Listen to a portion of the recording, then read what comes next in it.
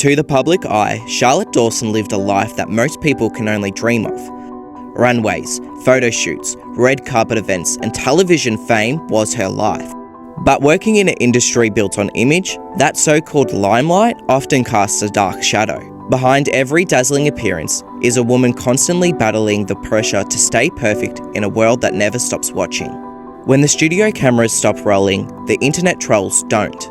What began as harmless internet chatter soon became something more sinister, a relentless echo chamber that would one day consume her.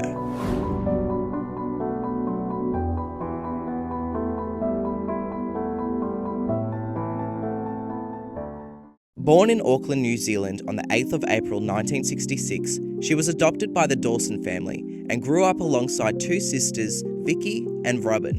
When she was still young, her father had passed away, leaving her mother to raise three daughters alone. At 16, she would walk away from school and straight onto a runway. A modelling contest in Auckland opened up doors to the whole entire world. She would sign with Ford models and walked in Milan and New York. By 1994, she would transition behind the camera, working as a researcher and fashion coordinator on Looking Good. Under the mentorship of Channel 9's Steve Wood, Charlotte moved to the studio floor, reporting for the Today Show and taking on a role as fashion editor. Her energy and wit soon made her a fixture for Australian media. In 1997, she would join magazine company Women's Day as both editor and model, later moving to New Idea. Across Australia and New Zealand, Charlotte Dawson was everywhere. Glamorous, quick-witted, and seemingly untouchable.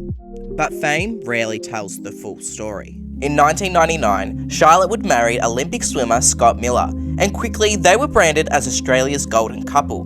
To the tabloids, they were absolute perfection, but behind the magazine articles, Charlotte was really struggling. Not long after their wedding, she would fall pregnant. However, the couple decided to terminate the pregnancy, a decision made so Scott could focus on the upcoming Sydney Olympics. Charlotte would later write about this time in her memoir, Air, Kiss and Tell, that she really did want to keep the baby, but instead, she tried to suppress the emotions and continue believing that they would try again later. But Charlotte herself was an orphan, so terminating the pregnancy felt so wrong to her. To Charlotte, she really felt trapped in this marriage, torn between being a woman and wife and being a celebrity headline. Every emotion became public property. Within a year, the marriage had completely collapsed, and then came the public humiliation. Scott Miller, the man she had once loved and devoted her life to, sold his side of the story to the very same magazine company Charlotte had once worked for. A Woman's Day article titled "Charlotte Left Me Bleeding and in Tears" painted her as mentally unstable, violent, and a drug enabler. In one weekend, Charlotte lost her husband, her career, and her public image. She would go on to sue both Women's Day and Scott Miller for defamation of character, and this would turn into a 7-year-long exhausting legal battle. But by the time it was over, the damage was already done. The public now sees Charlotte as a villain and not a victim. She was left broke, exhausted, and exiled from the very industry she once ruled. She would leave Australia for New Zealand, determined to start all over again. But what would follow is what Charlotte described as her second fall from grace. Her mother's health was declining, all while she was facing the weight of the lawsuits and heartbreak, so she turned to alcohol for comfort. Nights blurred into mornings, and what began as a glass to take off the edge became a ritual of forgetting. She was grieving her mother, her reputation, and a version of herself she once adored. In the chaos that followed, another scandal emerged. A leaked sex tape. Charlotte claimed she had no recollection of making it, but the footage did exist. A one-night stand, filmed and then weaponized. Once again, the tabloids would pounce on her vulnerability. She would throw herself back into work immediately, seemingly to show the nation she wasn't completely broken by them. She would appear on television programs such as How's Life, Getaway, and her very own lifestyle series, Charlotte's List. And for a while there, it really seemed as though Charlotte found her footing again, proving that she could still thrive in an industry that once turned its back on her.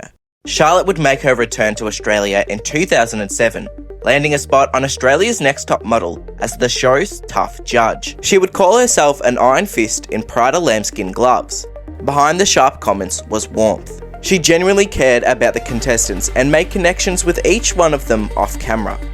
But she will always be remembered for being the judge to call each contestant out on Cycle 3, Episode 4. You guys are all beautiful, let's face it, but shit, most of you are really bloody thick. You're dumb.